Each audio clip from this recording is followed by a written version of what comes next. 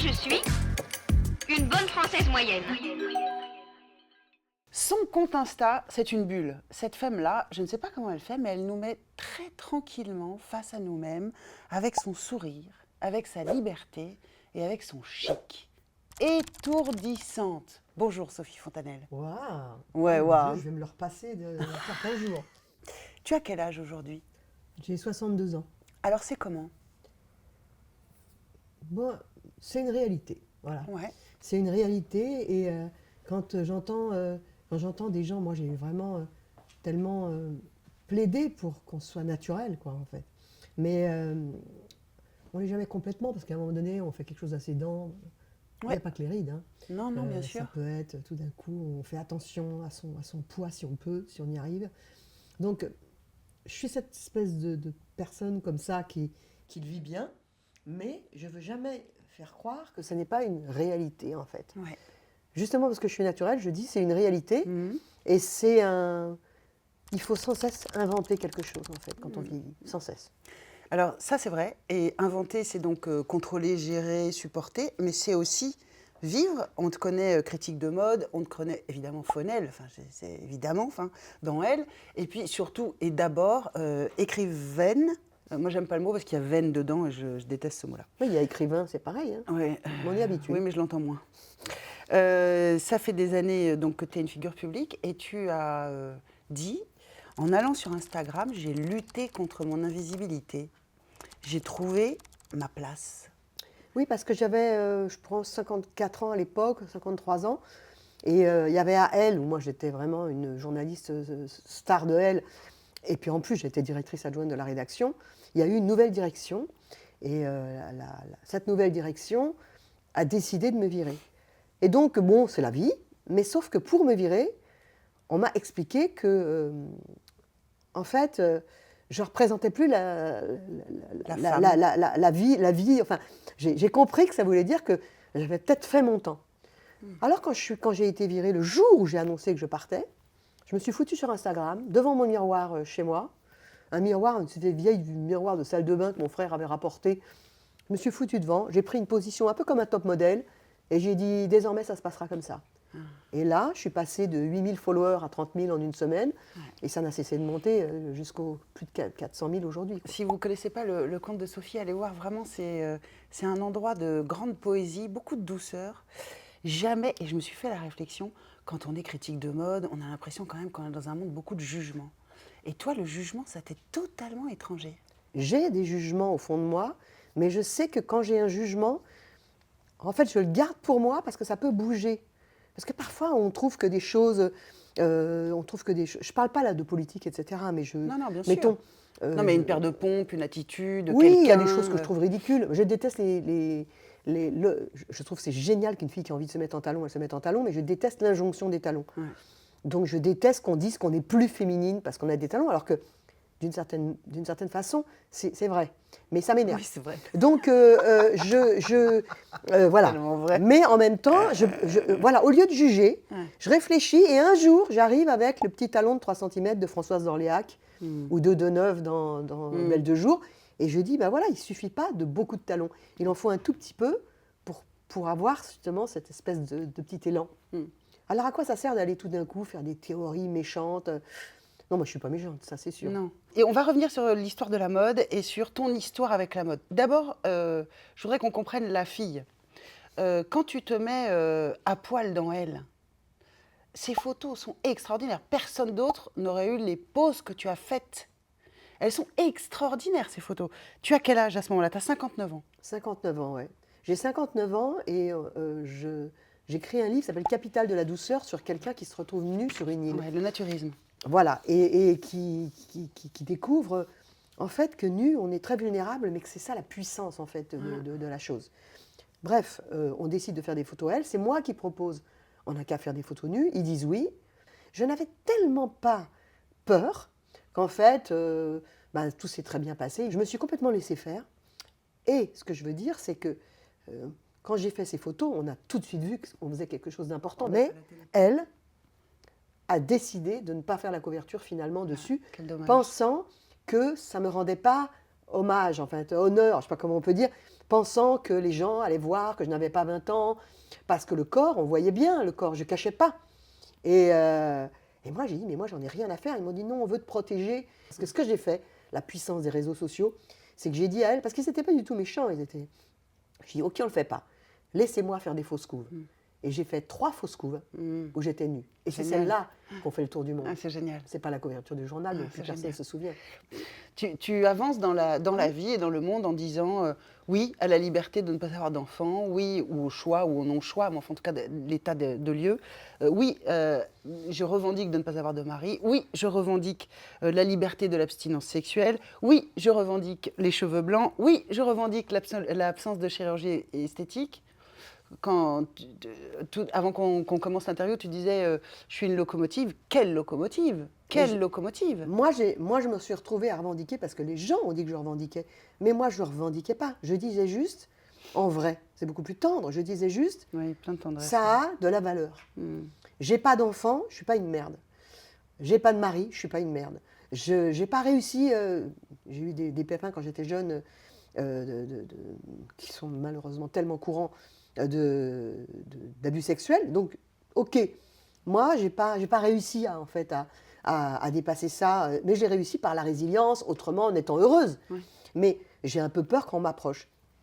Je suis pas une merde. Donc en fait, en disant ça, et je dis jamais ce mot, là je le dis avec toi, mais je dis jamais ce mot-là, je fais des livres à la place, mais en disant ça, je libère les gens. Bien sûr. Ces cheveux blancs, pour moi, je me disais, mais c'est quand même, quand j'ai vu le blanc apparaître dans ma chevelure noire, parce que je la couvrais, je me suis dit, mais merde, ça fait un truc tout nouveau qui m'arrive.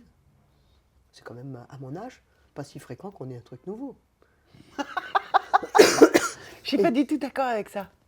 C'est pas vrai. Non, c'est pas vrai, mais en tout cas, T'es j'avais d'accord, un- c'est pas vrai. J'avais un beau truc nouveau. Et plus ce Ouais. blanc apparaissait, plus je me disais, mais qu'est-ce que c'est beau, qu'est-ce que c'est beau. Et là, on me disait, les hommes ne vont plus te voir, comme si les hommes ne Ouais. voyaient plus. D'abord, c'est faux. Déjà, c'est faux. C'est faux. Tu dis, on m'a dit que ça allait me rendre invisible et ça m'a rendu au contraire Ouais, c'est extraordinairement pour ça que populaire. j'ai écrit une apparition. Ouais. Parce qu'en fait, on apparaît. Après, la question du désir n'a rien à voir avec le fait que j'ai les cheveux blancs ou pas. La question du désir a à voir avec le fait qu'il est très rare dans les représentations dans une série Netflix ou au cinéma de voir un homme tomber amoureux d'une femme aux cheveux blancs. C'est rare. Oui. Donc comme c'est rare, on n'a pas de référent, Déjà, il faut voir des femmes après 45 ans, déjà au cinéma. Déjà, il faudrait voir ça. ça n'arrive pas beaucoup. Non, ça n'arrive pas. Donc en fait, ça fait comme un... En fait, ce qu'on peut dire, c'est que... C'est marrant, j'en avais parlé un jour. Dans la rue, j'ai rencontré un couple qui se prenait en photo devant une pharmacie. Et ils étaient de mon âge. Et puis, j'ai voulu les filmer. Je leur ai demandé, ils m'ont dit oui, ils rigolaient en dansant devant le miroir de la pharmacie. On a parlé, ils m'ont reconnu. Elle me suivait sur Instagram. Bon, c'était un dimanche, on est allé prendre un verre. Et on s'est installé et ils m'ont raconté qu'ils s'étaient rencontrés. Il lui dit, moi, jamais de ma vie, je pensais que j'allais mettre avec une femme de 60 ans. Ouais. Mais il dit, la surprise que ça a été pour moi de tomber amoureux de cette femme si vite, en me disant, mais qu'est-ce que j'ai été con. Ouais. Cet homme, il a eu un effet de surprise, en fait. Ouais. Et quand on vieillit, quand on séduit, c'est sur un effet de surprise. C'est Mm. que les gens se disent, ah mais en fait, Ouais. voilà. Tu dis, dans le monde de la mode, je suis parfois étrange parce que je suis vieille. Je suis l'extraterrestre de Roswell. Je suis la seule. Où sont les autres? Où sont-elles? Je comprends pas. Je comprends pas. Je comprends pas pourquoi. En fait, les femmes les femmes de mon âge, dans la mode, elles veulent pas vieillir. Donc évidemment, on se rend pas compte qu'elles ont mon âge. J'ai dit l'autre jour, elle a beaucoup rigolé, à Carla Bruni que j'ai vue au Bold Woman Award. Je la connais un peu, et elle arrive, elle me fait, on rigole, et puis on plaisante parce que souvent on discute. C'est arrivé qu'on discute, bref, c'est arrivé qu'on discute de ces histoires d'âge et de elle qui dit, moi j'ai quand même envie encore un petit peu d'être jeune. Et je lui ai dit, je suis ton portrait de Dorian Gray. Je vieillis à la cave pour que tu puisses être comme ça. Et on rigolait. En fait, il y a de la tendresse. Oui, bien Parce sûr. qu'en fait, chez la femme qui ne veut pas vieillir, c'est dégueulasse de la juger. Elle ne veut pas vieillir, ça correspond à des fêlures, etc. Moi, ma solution, c'est pas de mettre mon pognon là-dedans, quoi. Ouais. J'ai pas envie. Je préfère faire un beau voyage, quoi. Ah ouais, je comprends. Ouais. Et du coup, tu cohabites bien avec tes rides, avec ton visage qui change Ça dépend de mon état. Je crois qu'en fait, Ouais, il y a quelqu'un qui a dit, tu t'en souviens de qui a dit, vieillir, c'est pas pour les mauviettes. Ouais, non, je sais Non, pas, mais c'est une bonne Bette phrase. Davis ou quelque chose comme ça. Oui. Et vieillir, c'est pas pour les mauviettes. Et pourquoi je disais, il faut toujours inventer, c'est que il suffit pas de se dire, oh ben moi, je vais laisser mes cheveux blancs, moi je vais. Ce truc de naturel, c'est un petit peu louche. Il faut se dire, je vais essayer de trouver comment je suis, comme on disait un peu connement, rock, comme on disait connement, hein. Ouais, ouais. Mais je vois ce que ça veut dire. Il faut Tout à être cool fait. en fait. Ouais. Comment je vais faire pour avoir ouais. ce truc Hmm. qui fait envie plutôt que pitié en fait. Hmm. Voilà. Le sourire, la gaieté, la joie. Le sourire, c'est très important. Et dans la mode, il n'y en a pas de sourire. Donc, quand moi, je fais des prises de vue pour des trucs de mode, le mec me dit je te veux très sévère. En fait, lui, il voit une femme avec des cheveux blancs. Il se dit je vais la mettre en salope Méphistophélès, ça, avec un air hyper dur. Il me met un rouge à lèvres. Et il serait limite de mettre un porte-jartel. C'est un peu mature sur YouPorn, quoi. Ouais, c'est ça. Et un jour, à une émission, Philippe Vandel m'a dit, tu sais, moi, j'aime beaucoup les femmes avec les cheveux blancs. J'adore là, ce truc mature. C'est comme ça que j'ai découvert qu'il y avait mature. J'adore, c'est génial. Alors, je suis allée regarder mature. Donc, mature. Alors, elles se font traîner par les cheveux et elles refusent rien. Parce que comme elles sont vieilles, Elles ont de la chance. elles ont bien de la chance Bah oui. d'avoir une Elles bite pas loin. remercient le monsieur, bien sûr. Donc, voilà. Donc, je me suis dit, c'est ça la représentation. Le goût du vêtement, il t'a été donné parce que tu es né dans une famille arménienne. Et quand on est arménien, on apprend à tailler des vêtements parce que comme ça, on a un métier. Oui. Ça vient de là, hein. Oui, ma mère, tout le monde savait coudre. Enfin, tout le monde. Ma mère, en tout cas, très bien. Elle t'a habillé jusqu'à tes 25 ans. Ouais, on allait chez Issey Miyake, on allait regarder des manteaux. On faisait pas de photos, même à l'époque, il n'y avait pas possibilité de faire ça, hein, il n'y avait pas le téléphone. Donc, et après, on allait au marché Saint-Pierre, on achetait un tissu, et elle me faisait. Elle retournait à la boutique, elle regardait, et elle me faisait la même chose. Tu racontes que tu es dans cette famille modeste, il n'y a pas la possibilité, mais il y a l'importance du vêtement. Vous habitez dans le 16e et il faut donc ressembler aux autres. Je sens que dans ta famille, le vêtement, c'est important. On doit être bien habillé. C'était très important pour ma famille, parce que c'était on va dire, c'était des petits bourgeois. Côté arménien, c'était un peu des petits bourgeois, mais avec un salon de poésie. Enfin voilà, c'était des gens cultivés. Du côté de mon père, des bourgeois, quoi, voilà. On se retrouve dans le 16e, un peu surclassé. Ma mère, elle veut devenir une femme du 16e. Et moi, en fait, je comprends que le vêtement, mais ma mère l'avait compris avant, hein, je veux dire, mais je suis élevée dans l'idée que le vêtement est un passeport. Ouais. Que c'est quelque chose qui va te permettre de bien disposer les gens vis-à-vis de toi. Ça va t'ouvrir des portes, se coiffer, enfin, toutes ces choses-là. Alors évidemment, je vais me rebeller à l'adolescence, c'est normal, mais en vrai, ça m'a été inculqué.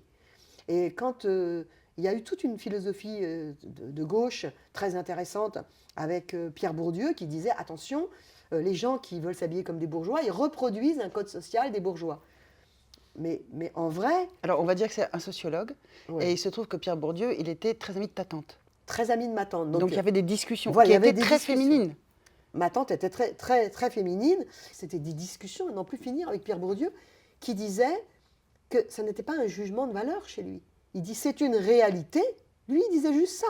C'est une réalité que quand on s'habille pour s'intégrer, ouais. Ça marche en fait. Et ouais. Le chic, c'est vraiment l'obsession.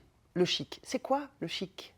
C'est comme une politesse, une douceur, et c'est comme une façon de se centrer et de ne pas agresser les autres, parce que le vrai chic n'agresse pas. Ma mère disait le chic, ça calme. C'est le contraire d'agresser. C'est vrai, ça calme. Et c'est une façon de se centrer et c'est de la dignité en fait. Et le chic n'a rien à voir avec l'argent. Quand on va en Inde, on voit des gens très pauvres avec un sari, ils sont très très chics. Ça n'a rien à voir avec le pognon. Le pognon même vient déshonorer parfois le chic. Est-ce qu'il y a une pièce qui est forcément chic pour tout le monde ? Je pense que oui, il y a des pièces. Je pense qu'une grande liquette comme ça, comme une chemise de nuit d'homme, une grande chemise blanche, c'est pas facile que ce soit pas chic. Un blazer, c'est pas facile que ce soit pas chic. Un pantalon à pince, c'est chic. Qu'est-ce qu'il y a là, plier ses coudes, c'est chic. Pas se tenir trop droit, pouvoir, parce que quand on est comme ça, c'est raide. avoir un petit comme ouais. ça. Les mains savoir poser ses mains, c'est chic. C'est vraiment c'est un rapport au monde. Est-ce qu'on peut être chic en étant ronde et grosse? C'est une très très bonne question parce que je pense on n'a jamais discuté qu'on pouvait être chic en étant rond et gros. Hitchcock est chic. Orson Welles est chic. Churchill est chic. Tout d'un coup, les femmes, on est là, Donc en fait, c'est juste de la misogynie. En fait, qu'est-ce qui se joue quand on est ronde? C'est que les vêtements proposés aux femmes, on a l'impression qu'ils ne nous vont pas.